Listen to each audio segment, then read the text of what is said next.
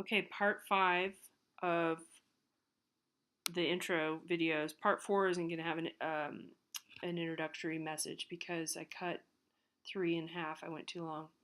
So this will be our last video.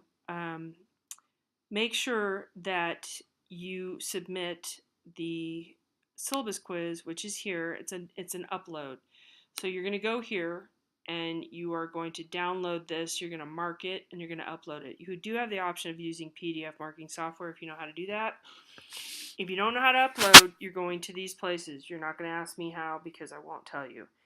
There's no way if you contact either one of these or tech support or you go onto campus and get some tutoring that they're not going to know how to tell you how to do this. Your best bet is Canvas Guide or Canvas Help.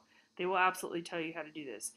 And if you do call Canvas at some point and there's an issue, you have to get a case number from them, okay? Make sure you do that, and then we can refer to it. And then when I call, because I'll call a different person, they have hundreds of people. I'll state the case number, and they'll look it up, and they'll see what happened, and then you can get credit for whatever the issue was if it's my fault. If you're just late with the assignment, then there's nothing else you can do. You just get a 0. All right, I'm going to go into student view. Now, student view is limited for me. Just be reminded that's what the typos are about to some degree, because I can't see everything you can see with some exceptions. So if I go to grades, I'm pretending I'm a student here, and I already graded all my stuff here, right? And again, we're out of 1,000 points. Please ignore all this percentage stuff because there's only like 2 MoMA quizzes and whatever, so all this is not really going to help you. So just go through how many points. I give myself a little extra credit. You like that? Out of 1,000, and it won't show 1,000 until the very end of the course. So what you need to do is look at your percentage in terms of take this number divided by that number, and then you get a total percentage. Because see how these different things have different percentages? You'd have to average all that stuff out, and that takes more time than just averaging these numbers. All right, so for example, if I go to my syllabus quiz, which is way up here in the beginning, and I want to know what I submitted, I can look at right here and it'll show me I didn't submit anything. So if your quiz, if you accidentally upload the blank quiz, for example, you will see it here. So make sure you do that, okay? Make sure you look at this at the grading, and that will tell you what you actually submitted. All right. The other thing is if you do the essay here, right here will be a percentage point of Turnitin plagiarism if you plagiarized. Not immediately, it's like a half hour, an hour, but it will give you that information. So if you want to know if you plagiarized by accident or what have you, sometimes the titles will trigger it, and I do account for that, so don't worry about that too much. But if you want to look at that, you can go into grades. That's a good place to go. Discussions is the last thing I'm going to cover. Actually, I'm going to do announcements briefly, and then we'll do discussions. This is where everything that got emailed out, so if you for some reason deleted it out of your email, all the information of what we're doing that week. I don't do it every week, but I do it most weeks.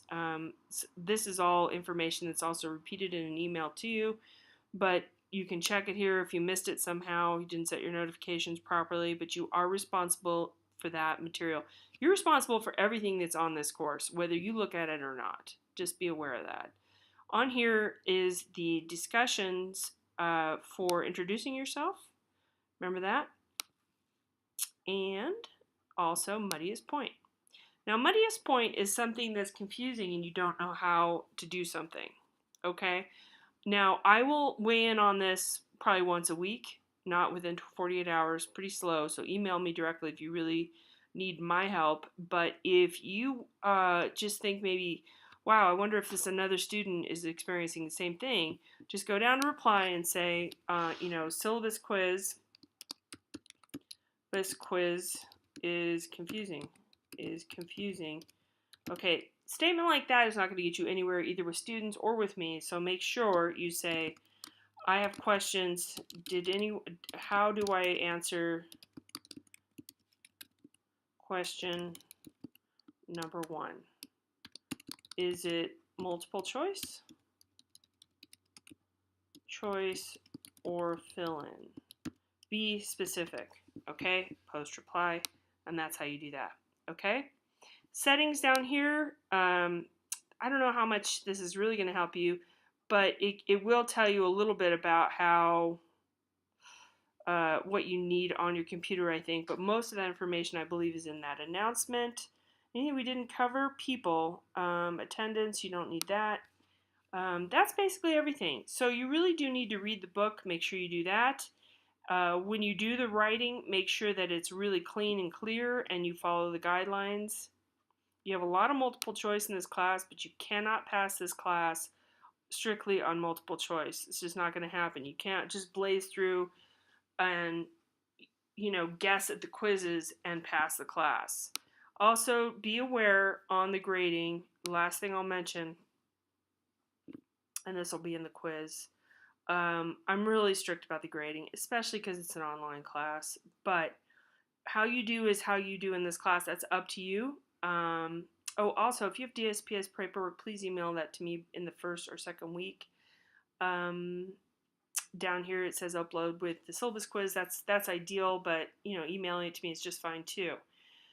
Last semester, I got contacted by a coach and a student asking me to reopen the course and do the coursework so the student could get a C. That will absolutely never happen if you email me that. That was probably the nastiest email I've written in years. That is unethical to me. If you have financial aid or if you are on a sports team, I don't want to hear from you at the end of the semester asking me for a better grade. Absolutely not. That's going to go straight to the dean. I would like for you to take it seriously that you are in a course with a grade and to do the best you can in the course, the same as the other students. It is not fair to the other students, and it's not fair to me to ask to reopen an entire course. This person did 20 points out of 1,000. There's no possible way, there's no mechanism within this course or in my mind for me to treat somebody like that that is so unfair to the other students.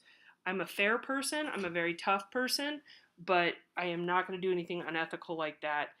Keep on top of your grade. If you are a sports person or a financial aid person, take it seriously. If that's how you're getting your money or you're getting some kind of scholarship, then I would assume you'd want to have a better grade than most people, not the opposite.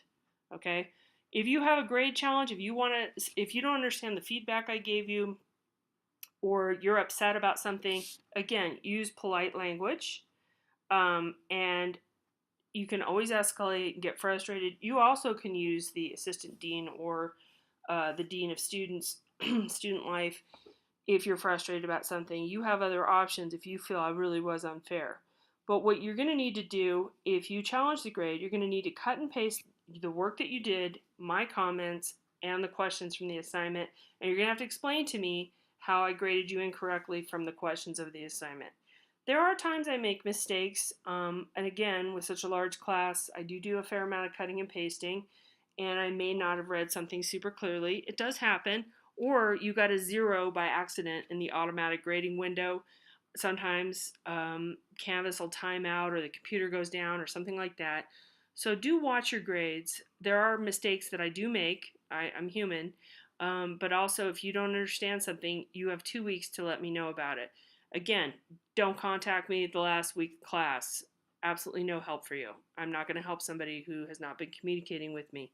If you're going to have a baby or you have an emergency visit to the ER or something like that, that is your way out in terms of extending due dates, and that is stated up here. Doctors report, please report. If you're in jail, I did have some students in jail last semester too. That would be helpful to know in terms of your availability for materials and that kind of stuff.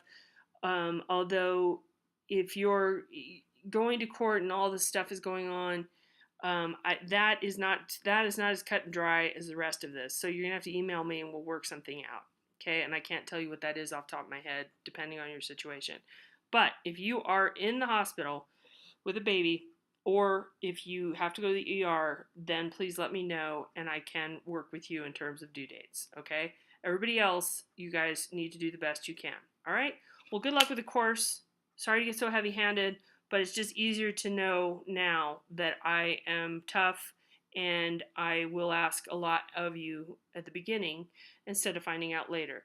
I enjoy this course very much and I hope we have a great time in the course, and good luck on all your assignments and the rest of your semester as well.